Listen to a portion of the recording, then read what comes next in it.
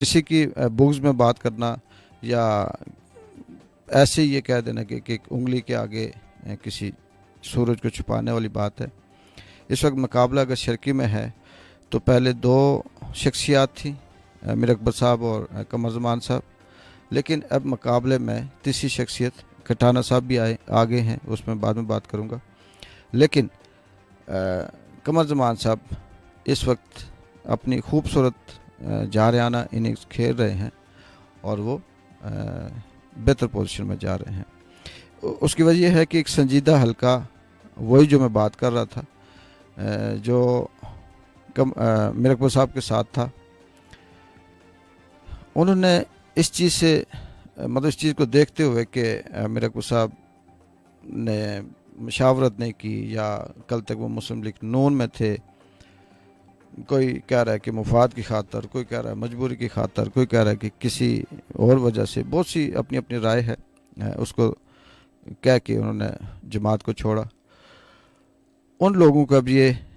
जो ताल्लुक़ था मीर अकबर साहब के साथ, वो छोड़ने में या तोड़ने में बड़ी आसानी हो रही है।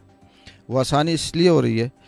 कि पहले उनके पास जवाज़ नहीं था, क्योंकि ज़ाहिर सी बात है माजी में वो मुस्लिम लीग नून का हिस्सा थे, और अब वो ये कहें कि वो छोड़ेंगे तो उस पर उनको बहुत से सवालों के जवाब देने पड़ते हैं।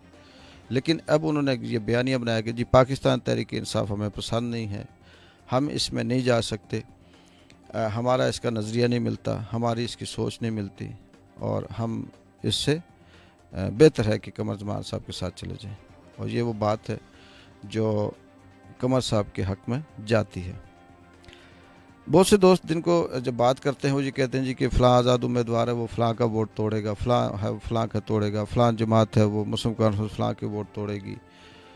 जमात इस्लामी है वो फ़लाँ उम्मीदवार का वोट तोड़ेगी, मीर अकबर साहब का ज़्यादा है या कमर ज़मान साहब का ज़्यादा है, ये कम है। बात ये नहीं है कि वोट तोड़ेंगे या किसका वोट ज़्यादा ख़राब होता है या कम होता है। फ़ैसला उसी पे होना है जो तोड़ जोड़ के बाद एंड पे जो बचेगा, और उस एंड पे जिसकी अक्सियत होगी उसी का फ़ैसला होगा और वही जीतेगा। आने वाला भी वक्त में 1 महीना बाकी है, बल्कि महीने से भी ज़्यादा। वक्त क्या फ़ैसला करता है, लोग किस तरफ जाते हैं, कुदरत किस पे मेहरबान होती है, हालात वाक़यात क्या रुख इख्तियार करते हैं,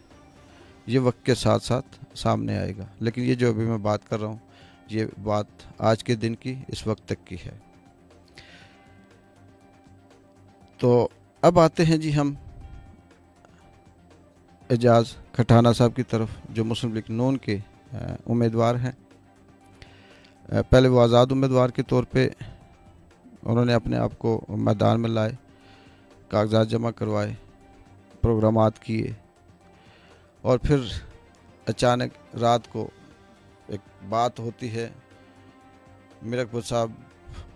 पाकिस्तान तहरीक इंसाफ में चले जाते हैं, और उसके बदले में वहाँ पे एक वैक्यूम पैदा होता है, और उस खला में फिर एकदम से जो पार्टी है उसने सर जोड़ के बैठे और बहुत सी सिफारिशें या ताल्लुक़ या बुनियाद पे या इस बात को देखते हुए कि इस वक्त हल्के में कौन कहाँ पे खड़ा है, एजाज़ खटाना साहब, चौधरी एजाज़ खटाना साहब को बुलाया गया, मशावरत की गई।